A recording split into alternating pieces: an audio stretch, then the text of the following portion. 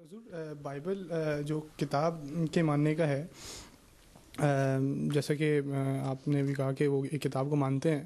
میری ایک جیہوواز وٹنس کے پریچر سے بات ہو رہی تھی، تو میں نے اس کو بتایا کہ میں کس کتاب سے جاؤں، کس کتاب کو میں پڑھوں تو مجھے راہ راست پہ آؤں گا. میں نے اس کو 4 بائبل کے ریفرنسز دیے کہ یہ بائبل ہے، یہ بائبل ہے، یہ بائبل ہے. کہتا نہیں، ایک کام کرو تم، یہ 5ویں ہے، اس کو پڑھو، یہ صحیح ہے. وہ 5ویں ان کی لکھی ہوئی ہے. 5ویں پتہ نہیں، وہ شاید ان کی ہوگی، یا اس کے اندر جو جن ٹاپکس پہ ہم گفتگو کر رہے تھے اس کے اندر شاید کوئی اور امینڈمنٹ ہوگی. لیکن اتنی ساری ان کے پاس کتابیں ہیں، آپ ان کو 4 ریفرنس دیں تو وہ آپ کو 5واں دے دیں گے کہ یہ پڑھ لیں. ہاں وہی نا، وہ تو آگے جس طرح حدیثوں کے شیعوں نے تشریحیں کی ہوئی ہیں اور باقیوں نے کی ہیں، اس طرح ان کے ہیں. اچھا، پھر تو کسی نتیجے پہ نہیں پہنچے. پھر بات ہوئی تھی جب دوسری دفعہ ہم نے ان کو لیفلیٹ دیے تھے، تو جب دوسری دفعہ میں اسے ملا تو اس نے میرے ساتھ بالکل بات ہی نہیں کی، تو بس گزر گیا. وہ یہی پہلے پرانے زمانے میں یہی ہوتا تھا.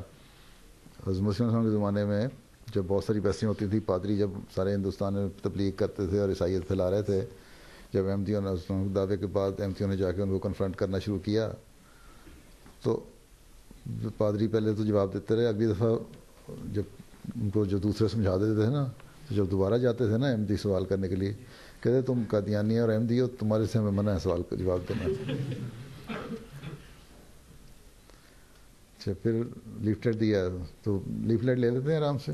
وہ تو لے لیتے ہیں، پھر پڑھتے ہیں. اور کوئی لوگ جو ہوتے ہیں وہ جیسے ہمیں تبلیغ کر جاتے ہیں، کہہ لیں 10 میں سے شاید 2-3 لوگ پھینک بھی دیتے ہیں راستے میں، اس کو لیتے ہیں ہم سے، پھر پھینک دیتے ہیں. نہیں دینا یا صرف کیا کرتے ہو وجیر الرحمان؟ ضرور، میں ٹوٹنگ میں رہتا ہوں تو وہاں پہ کافی آتے رہتے ہیں، گھر میں بھی آتے ہیں بعض دفعہ. تو یہ کرسچینٹی کے بھی لوگ بھی، تو وہ غیر احمدی بھی، کہ نماز پڑھنے آیا کریں. اور کہاں رہتے ہو؟ ٹوٹنگ میں. ضرور ٹوٹنگ میں. تو وہاں پہ یہ آئے تھے کرسچینٹی کے لوگ، تو میں نے ان کو سارا کچھ پھر بتایا. میں نے ان کو جیسے میرے پاس کچھ ریفرنس تھے میتھیوز کے اور دوسری بائبل پہ، تو جب میری بحث ہو رہی تھی تو میں نے ان سے، جب ان کے پاس کوئی اور راستہ نہیں رہا، تو اب وہ مجھے نئی بائبل دیکھ کے گئے ہیں. کہتے ہیں اب اس کو پڑھو، اس کو پڑھو گے تو تمہیں سمجھ آئے گی کیا ہے کرسچینٹی. وہ ایک نئی نام میں نے دیکھا ہے، وہ بھی میں نے پڑھی نہیں ہے. تو وہ ایک نئی بائبل دیکھی ہے. پڑھا تو اگلی دفعہ بتا دینا پڑھ کے. یہ تو خیر ان کا بھی حال ہے. یہ تبلیغی جماعت والے جو ہوتے ہیں نا جی، یہ بھی پاکستان میں بڑے سرگرم رہتے ہیں. تمہارے کہنے سے مجھے ایک یاد آ گیا. جب میں پڑھا کرتا تھا فیصل آباد میں یونیورسٹی میں، تو جب میں گیا ہوں وہاں، تو ایک دن کمرے میں دروازہ ناک ہوا ہاسٹل کا. دروازہ میں نے کھولا تو لمبی داڑھی والے مولوی صاحب، اسٹوڈنٹ تھا، کھڑا تھا کہ ہم یہاں نماز پڑھتے ہیں باجماعت، تو آپ آیا کریں. پھر ابھی میرے سوال جواب کرنے سے پہلے، جواب دینے سے پہلے خود کہتا ہے آپ کہاں سے آئے ہیں؟ میں کہ میں روا کا رہنے والا ہوں. تو بس خاموشی چلا گیا، پھر دوبارہ میرے پاس نہیں آیا. ہمارے گھر ایک دفعہ آئے تھے، وہ کہتے تھے کہ سورج گرہن اور چاند گرہن نہیں لگا. اچھا. تو ابو اور میں تھے، تو ہم نے کہا وہ لگ چکا ہے، ہم آپ کو پروف لا کے دے سکتے ہیں. کہتا ہے نہیں، اگر کیا کہتے ہیں آپ پروف لا سکے تو میں اپنے عقیدے پہ غور کروں گا، تو اگر آپ نہ لا سکے تو آپ کو میرا عقیدہ اختیار کرنا پڑے گا. پھر ہم بھی غور کریں گے. وہ ابو نے تو کہا آپ نے تو ابھی یہاں پہ کر لیا ہے غلط بات، لیکن میں آپ کو پروف لا دوں گا. اس کے بعد کیا ہوا، ہم امام صاحب کے پاس آئے تھے، وہ پروف لیا. اس کے بعد وہ کبھی نہیں آئے ہماری طرف، اور اس کے بعد اب بھی کوئی نہیں آتا. ان کے علاوہ بھی کافی دیر ہو گئی. اور اللہ تعالیٰ نے بھی صرف یہی نہیں کیا کہ صرف ہندوستان پاکستان میں کھا جائے. 1894 میں اگر اس طرف لگا ہے تو 95 میں ویسٹرن ہیمسفیئر میں بھی چاند گرہن سورج گرہن لگا اسی طرح. جی. اچھا، تو اچھا ابھی ڈرافی سمجھ پڑھنا ہے کچھ؟ چلو میں سمجھا ختم ہو گیا، لمبا کچھ ہو گیا. آؤ کتنی دیر کا ہے؟ چلو آ جاؤ، جلدی کر دو. میرا خیال تھا یہ شاید محمود آخری ہے، تو میں سے سوال جواب شروع کروا دیے تھے. ٹھیک. السلام علیکم. عقلی طور پر حیات مسیح کا عقیدہ اللہ تعالیٰ کی صفات کے خلاف شرک پیدا کرنے والا اور رسول کریم صلی اللہ علیہ وسلم کی شان اقدس کو گرانے والا عقیدہ ہے. تاریخی حقائق اور جدید تحقیق سے بھی حضرت عیسیٰ علیہ السلام کی طبی موت کی تائید ہوتی ہے۔ آج میں آپ کو طبی ثبوت کی مدد سے ثابت کروں گا کہ حضرت عیسیٰ علیہ السلام صلیب پر نہیں فوت ہوئے تھے۔ جس شخص کو صلیب دی جاتی ہے دراصل وہ زخموں سے نہیں بلکہ دم گھٹنے سے مر جاتا ہے۔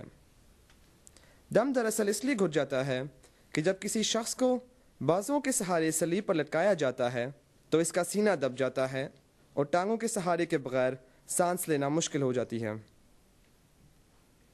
اور وقت گزرنے کے ساتھ درد کی شدت کی وجہ سے سانس لینا ناممکن ہو جاتا ہے۔ صلیب پر موت عام طور پر کئی دنوں کا وقت لیتی ہے، مگر صلیب پر جلدی موت واقع ہونے کا واحد ذریعہ اس شخص کی ٹانگیں توڑ دینا ہے،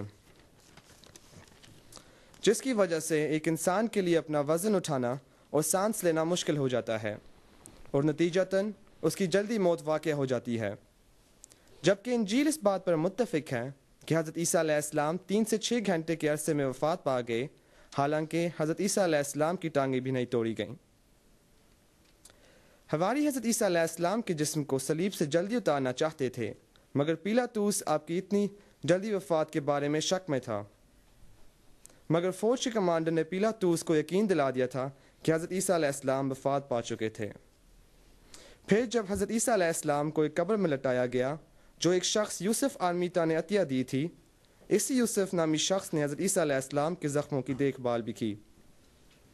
انجیل میں لکھا ہوا ہے کہ وہ رات کو عیسیٰ علیہ السلام کے پاس گیا اور 100 پاؤنڈ وزن کے قریب مر اور عود کا مرکب لے کر گیا۔ اب سوال یہ پیدا ہوتا ہے کہ اگر حضرت عیسیٰ علیہ السلام واقعتاً وفات پا چکے تھے تو یوسف اتنی زیادہ تعداد میں جڑی بوٹیوں کا مکسچر وہاں کیوں لے کر گیا؟ در حقیقت جس بوٹی کا مرکب یوسف عیسیٰ علیہ السلام کی قبر میں لے کے گیا وہ کموار گندل میں ملا ہوا مکسچر تھا، جو زخموں کو اچھا کرنے کے لیے استعمال کیا جاتا ہے، نہ کہ لاش کو محفوظ کرنے کا مسالہ۔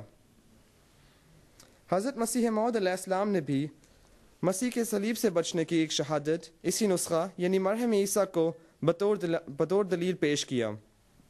آپ علیہ السلام فرماتے ہیں، یہ خدا کی عجیب قدرت ہے کہ ہر ایک فاضل طبیب نے، کیا عیسائی، کیا یہودی، کیا مجوسی اور کیا مسلمان، سب نے اس نسخہ کے بارے میں یہی تحریر کیا کہ یہ مرہم حضرت عیسیٰ علیہ السلام کے لیے آپ کے حواریوں نے تیار کی۔ آپ فرماتے ہیں، یہ نسخہ ان چوٹوں کے لیے نہایت مفید ہے جو کسی ضربہ یا سکتہ سے لگ جاتی ہیں، اور چوٹوں سے جو خون روا ہوتا ہے وہ فی الفور اسے خشک ہو جاتا ہے۔ مخالفین کے ان اعتراضات کا جواب دیتے ہوئے کہ مرہم عیسیٰ کسی دوسرے چوٹ کے لیے استعمال کی گئی تھی، آپ علیہ السلام فرماتے ہیں، یہ وہم لغو اور بیہودہ ہے کہ ممکن ہے کہ حضرت عیسیٰ علیہ السلام کو نبوت کے زمانہ سے پہلے چوٹیں لگی ہوں یا نبوت کے زمانہ کی ہی چوٹیں ہوں، مگر وہ صلیب کی نہیں بلکہ کسی اور وجہ سے ان کے ہاتھ اور پاؤں زخمی ہو گئے ہوں۔ مثلاً وہ کسی کوٹھے سے گر گئے ہوں اور اس صدمے کے لیے یہ مرہم تیار کی گئی ہو، مگر نبوت سے پہلے حواری نہ تھے، اور اس مرہم میں حواریوں کا ذکر ملتا ہے۔ حضرت عیسیٰ علیہ السلام کے بارے میں لکھی گئی کتاب پاس اوور پلاٹ میں یہ خیال بھی پیش کیا گیا کہ حضرت عیسیٰ علیہ السلام کو خواب آور دعائیں دی گئیں، اور یہ کہ ان کو جلدی صلیب سے اتار لیا گیا، لہٰذا وہ زندہ بچ گئے ہوں گے۔ یقیناً یہ بھی ایک امکان ہے۔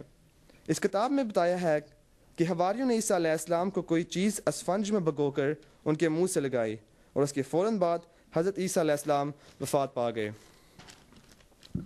ایک یہودی ہسٹورین جوسیفس نے اپنے ایک دوست کا واقعہ لکھا ہے جو فلسطین میں پہلی صدی عیسوی میں صلیب میں زندہ بچا۔ چکوا نامی ایک گاؤں سے گزرتے وقت اس نے دیکھا کہ اس کے 3 دوست صلیب پر لٹکے ہوئے تھے۔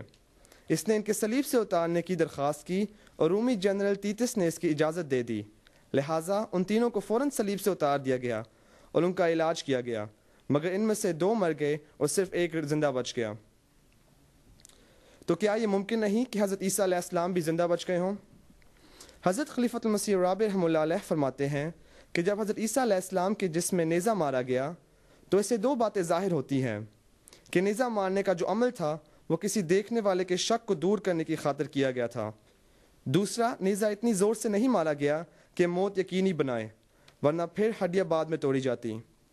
آپ فرماتے ہیں، ہمارے جلسے پر ایک انگریز چوٹی کے ڈاکٹر نے ڈیلیورنس فرام کراس کے موضوع پر جو لیکچر دیا تھا، اس میں انہوں نے باقاعدہ تصویر کھینچ کر دکھایا تھا کہ اگر ایک آدمی صلیب پر لٹکا ہوا ہو تو یہاں پلیورسی کا ہونا ایک لازمی امر ہے. پلیورسی سے اس کے دل اور بیرونی سطح کے درمیان پانی کی ایک تھیلی سی بن جاتی ہے اور وہ پانی کی تھیلی اس کی رکاوٹ بن جاتی ہے. اس نے نقشہ کھینچ کر بتایا کہ اگر وہ نیزہ نیچے سے یوں اوپر فیس کرے گا تو دل کو مس کر جائے گا اور تھیلی کو پیئرس کر دے گا. تو اس صورت میں اگر وہ شخص زندہ ہوگا تو خون بھی نکلے گا اور پانی بھی نکلے گا. آپ رحمۃ اللہ علیہ فرماتے ہیں ان سب شہادتوں سے مسیح کا زندہ امکان ہونا ان کی موت کی امکان سے بہت زیادہ ہے اور یہ واقعات اپنی جگہ ثابت شدہ حقائق ہیں.